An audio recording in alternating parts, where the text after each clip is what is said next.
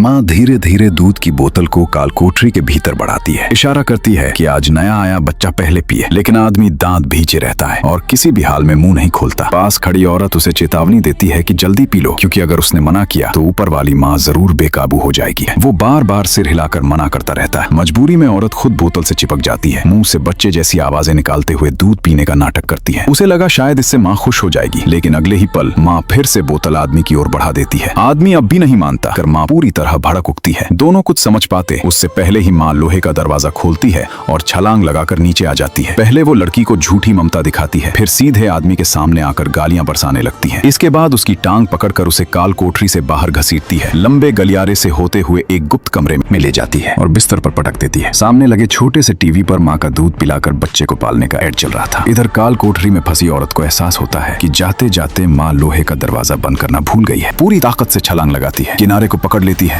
और आखिरकार इस भयानक काल कोठरी से बाहर निकल आती है। लेकिन जैसे ही वो गलियारे में पहुंचती है, गुप्त कमरे से आदमी की चीखें सुनाई देने लगती हैं। वो चुपचाप पास जाकर झांकती है। अंदर का दृश्य रोंगटे खड़े कर देता है। वो राक्षसी माँ आदमी को जबरदस्ती अपना दूध पिला रही होती है। वो पलट कर भागती है और एक गुप्त रास्ते से होते हुए सीधे बेसमेंट तक पहुंच जाती है। लेकिन बदकिस्मती से बेसमेंट का दरवाजा भी अंदर से मजबूती से बंद होता है। उधर तहखाने में मौजूद माँ को भी हलचल की आवाज सुनाई दे जाती है। हड़बड़ी में वो बेसमेंट की खिड़की का शीशा तोड़ देती है और बाहर चढ़ने की कोशिश करती है। किस्मत से उसी वक्त वहां से गुजर रहा एक बेघर आदमी उसे बाहर खींच लेता है। वो पीछे मुड़कर देती है। माँ उसे डरावनी नजर से घूर रही होती है। होश में आते ही वो उस आदमी को बताती है कि उस तहखाने में एक भयानक राक्षसी औरत रहती है और उसके साथ एक आदमी को भी कैद करके रखा गया है। लेकिन ये सुनकर बेघर आदमी कहता है, असल में इस घर में उस राक्षसी माँ से भी ज्यादा खौफनाक चीज मौजूद है। मगर उस वक्त औरत कुछ भी सुनने की हालत में नहीं होती। वो बिना देर किए पुलिस के पास पहुंचती है और उनसे तुरंत तहखाने में जाकर आदमी को बचाने की गुहार लगाती है। साथ ही पूरे घटनाक्रम को विस्तार से बताती है। असल में कुछ महीने पहले वो और उसका बॉयफ्रेंड सस्ता किराया देखकर इस सुनसान बड़ी हवेली में रहने आ गए थे। लेकिन जब वो घर के अंदरूनी ढांचे से परिचित हो रही थी, तभी उसकी नजर दीवार पर छुपी हुई एक मोटी रस्सी पर पड़ी और यही वो रस्सी थी जिसने इस पूरे भयावह सच का दरवाजा खोल दिया। हल्की जिज्ञासा में उसने रस्सी खींची और अगले ही पल एक गुप्त दरवाजा धीरे धीरे खुल गया। अंदर एक जर्जर सी सीक्रेट रूम थी, जिसमें एक बेहद गंदी लोहे की चारपाई, बदबू मारता एक पानी का ड्रम और एक कैमरा रखा था। लेकिन जिस चीज ने उसकी रूह तक कपा दी, वो था दीवार पर साफ दिखाई देता खून से सना हाथ का निशान। उसने तय कर लिया कि वो तुरंत ये घर छोड़ देगी। उसका मानना था कि पिछला मालिक जरूर कोई विकृत मानसिकता वाला इंसान रहा होगा। लेकिन ये सुनकर उसका बॉयफ्रेंड जिद करने लगा कि नीचे जाकर सब कुछ खुद देखेगा। अजीब बात ये थी कि लिसा कई घंटों तक इंतजार करती रही, लेकिन बॉयफ्रेंड ऊपर नहीं लौटा। आखिरकार उसने मोबाइल की टॉर्च चलाई और उसे ढूंढने अंदर गई। ध्यान से देखने पर उसे वहां एक और छुपा हुआ दरवाजा दिखा। जैसे ही उसने उसे खोला, सामने एक गहरी और अंधेरी सुरंग दिखाई दी, जिसकी कोई था नहीं थी। लिसा ने जोर जोर से बॉयफ्रेंड को पुकारा। कुछ ही देर में नीचे से उसकी मदद की आवाज आने लगी। जैसे जैसे वो आगे बढ़ी, उसे एहसास हुआ कि रास्ते बेहद उलझे हुए हैं और कोनों में लोहे के पिंजरे ढेरों की संख्या में पड़े हुए हैं। अचानक उसका बॉयफ्रेंड घबराया हुआ ऊपर की तरफ भागता हुआ आया। चेहरा डर से पीला था। उसने बताया कि नीचे कोई भयानक चीज है जिसने उसे काट भी लिया है। लेकिन इससे पहले कि दोनों वहां से निकल पाते, वो राक्षस अचानक उछलकर ऊपर आया और बॉयफ्रेंड का सिर पकड़कर दीवार पर दे मारा। पल भर में उसका सिर चकनाचूर हो गया। लिसा को वहीं जिंदा पकड़कर तहखाने में कैद कर दिया गया। वो हर दिन उस राक्षसी माँ द्वारा निकाले गए दूध पर किसी तरह जिंदा रहती रही। एक पूरा महीना इसी नर्क में बीत गया। इसी दौरान उस बंगले को एक अमीर आदमी ने पूरे पैसे देकर खरीद लिया। उसे भी वही गुप्त सुरंग मिल गई। लेकिन उसकी पहली प्रतिक्रिया डर नहीं थी। उसने तो तुरंत फीता निकाला और नीचे की जगह नापने लगा। उसे लगा कि ये बेसमेंट बेचकर वो मोटा मुनाफा कमा सकता है। लेकिन नापते नापते उसकी नजर दूर एक कमरे से आती रोशनी पर पड़ी। हिम्मत दिखाते हुए वो बढ़ा। चारों तरफ गंदे और सड़े गले बिस्तर पड़े थे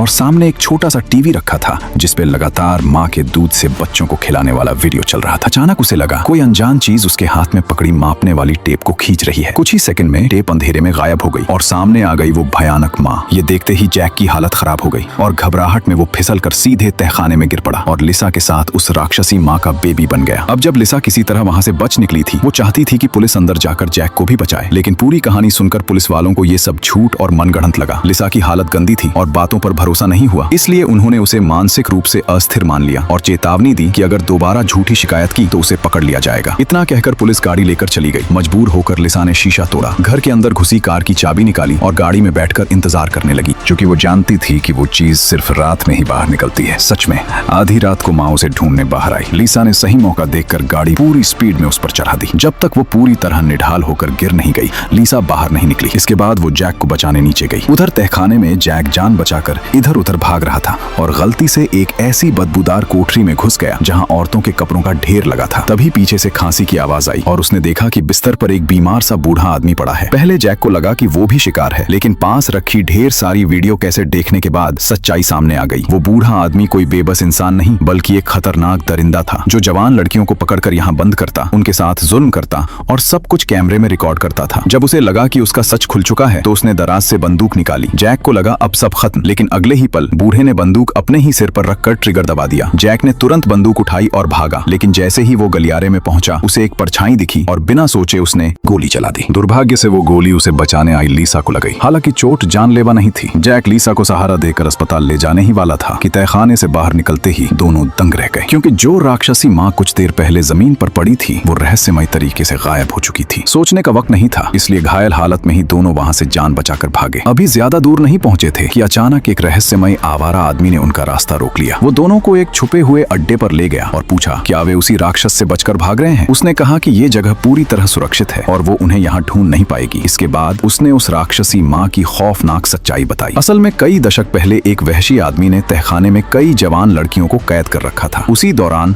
उनमें से एक गर्भवती हो गई और एक विकृत बच्ची को जन्म दिया। वही विकृत बच्ची आगे चलकर वो राक्षसी माँ बनी जो अब उनका पीछा कर रही थी। वो सालों तक अंधेरे तहखाने में बंद थी और कभी सूरज नहीं देखा और दिन भर सिर्फ माँ और बच्चे से जुड़े वीडियो ही देखती रहती। इसी वजह से उसके दिमाग में माँ बनने की सनक बैठ गई और वो जिसे भी पकड़ती उसे अपना बच्चा मानकर पालने लगती। दोनों उसकी कहानी में डूबे ही थे कि अचानक राक्षसी माँ दीवार तोड़ते हुए अंदर घुस आई। उसी पल आवारा आदमी वहीं मारा गया। जान बचाने के लिए दोनों पागलों की तरह बाहर की ओर भागे, लेकिन चारों तरफ कटीली तारों की बाढ़ थी। निकलने का कोई रास्ता नहीं था। आखिरी उम्मीद में उन्हें एक ऊंचा टावर दिखा और बिना सोचे दोनों उस पर चढ़ने लगे, लेकिन कुछ ही पलों में राक्षसी माँ भी पीछे पीछे ऊपर आ गई है। उसने राक्षसी माँ पर निशाना साधा, लेकिन घबराहट में जैक के हाथ से पिस्तौल नीचे गिर जाती है। अचानक जैक को एक खौफनाक आइडिया आता है। उसे समझ आता है कि ये राक्षस माँ बनने की सनक में जी रही है। वो झट से लिसा का सिर पकड़ता है और उसे सीधे टावर से नीचे फेंक देता है। जैसे ही राक्षसी माँ अपने बच्चे को खतरे में देखती है वो बिना सोचे खुद भी नीचे कूद जाती है। नीचे दोनों को बहरकत पड़ा देख जैक की जान में जान आती है, लेकिन जब वो कांपते कदमों से टावर से नीचे उतरता है तो सच्चाई देखकर सन्न रह जाता है। राक्षसी माँ ने अपने शरीर से लिसा को ढक रखा था। लिसा अभी जिंदा थी, उसकी सांसें चल रही थी। जैक घबराकर लिसा से माफी मांगने ही वाला था कि अगले ही पल राक्षसी माँ अचानक उठ खड़ी होती है और एक झटके में जैक की गर्दन दबोच लेती है। कुछ ही सेकंड में जैक की कहानी वहीं खत्म हो जाती है। हालांकि राक्षसी माँ हिंसक थी, लेकिन लिसा के साथ उसका व्यवहार बिल्कुल एक असली माँ जैसा था। लिसा के जख्मों को देखकर उसकी आंखों में दर्द और ममता साफ दिखती है। वो इशारों में लिसा से कहती है कि वो उसके साथ घर चले। उस पल लिसा को इस विकृत हाथों में भी एक अजीब सी दुख भरी गर्माहट महसूस होती है, लेकिन लिसा जानती थी कि ये सब एक बीमार सोच और अंतहीन पीड़ा का चक्र है। आखिरकार वो जमीन से पिस्तौल उठाती है और अपने ही हाथों से राक्षसी माँ की जिंदगी खत्म कर देती है। वो समझती थी कि सामने खड़ी औरत भी किस्मत की शिकार थी और शायद यही उसका एकमात्र मोक्ष था। अंत में लिसा घायल हालत में उस डरावने घर से बाहर निकल जाती है। आज की कहानी यही खत्म होती है। ये है डर की पंचायत। अब आपसे मुलाकात होगी अगले वीडियो में। नमस्कार।